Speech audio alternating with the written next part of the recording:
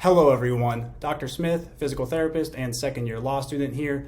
Today I'm going to break down what actually is patient abandonment and why you most likely will not be charged with it by an employer, even if threatened to be charged with it by an employer.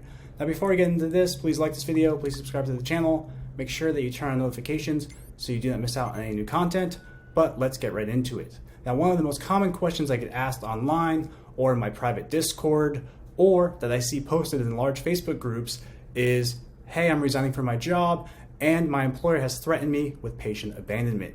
Now I'm going to use Texas law guidelines here. Texas is a bit more strict, so we're going to go with Texas and base our decisions in this conversation off what is stated for Texas. Now, what is abandonment? It's when you have accepted responsibility for a patient's care, you are the PT or PTA treating the patient, or the PT supervising PTA treating the patient still needs care, and you stop treatment of the patient without sufficient notice to allow a reasonable amount of time to arrange for a new PT or PTA to take your place. Now, if you saw the TikTok I posted, it kind of sums it up, but you want to give a reasonable amount of notice, at least 2 weeks. Now, if there's something fraudulent, you can actually quit immediately as long as all your notes are complete. Whatever you do, whenever you resign or put in a resignation, make sure all your notes are complete because that's going to safeguard you. Because by having all your notes complete, the company can easily transfer a patient to another therapist. And the continuity of care falls on the company, not on you. Again, even if they threaten you, the patient actually has to bring the claim, not the company. The company cannot bring a claim on their behalf. They are not counsel. It doesn't really make sense why people do this. It's very toxic. Very bad work environments that do this, but it does happen.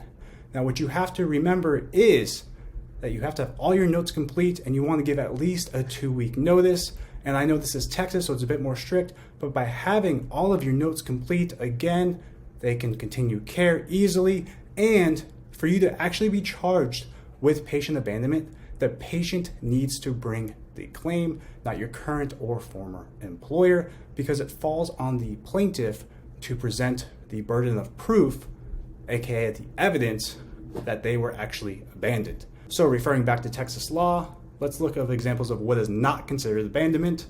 You give sufficient notice, you're too ill to work, your employment has been terminated, you're working for a contract company that loses the contract, you refuse to accept responsibility for an assignment for which you believe you are not qualified. Say you need to lift a 500-pound patient and you can't do that, guess what? That's not patient abandonment. Now, what may qualify is you haven't been paid, but the patient still needs care. Again, this is kind of a gray area. I don't really know why Texas has this in there, but if you have not been paid, please seek an employment attorney in your state to fix this immediately so you don't get charged with patient abandonment, because it's kind of, I don't really like this law here, but it's in here, so just be careful. You don't like the patient, reimbursement has been denied.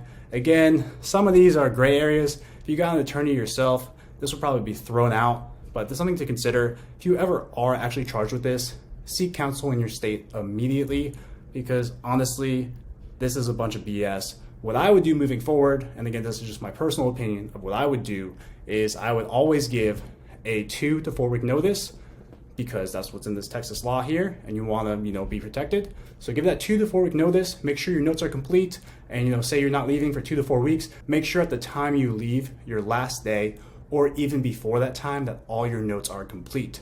Now, as a bonus to this video, I'll put my TikTok at the end that kind of cliff notes all of this, but I went and I searched for physical therapy, patient abandonment, and all federal court and state courts, couldn't find shit. So realistically, most of these cases get thrown out. It just defines patient abandonment. Some physicians have been charged, but that's a little bit different on why a therapist would be charged, so I'm not even gonna go over that. But just to let you know, I've searched federal and state cases and nothing was there. All right, I'm Dr. Smith, physical therapist. I hope you like this video. If you have any questions, comment below, and I'll see you in the next video. Thank you. Thank you so much for meeting with me today. I've actually had a better opportunity come along, and I'm going to be resigning from this position. Here's my 2-week notice. We're gonna charge you with patient abandonment. Actually, since you are not the patient, you cannot charge me with patient abandonment. Read the handbook. Furthermore, all my notes are currently complete, so another therapist can take over my caseload immediately, and it is your responsibility to continue care, not mine. Now, I'm giving you a 2-week notice, and I agree that all my notes will be complete by the time I leave, but once again, you cannot charge me with patient abandonment because you are not the patient, and it is your job to provide care, not mine.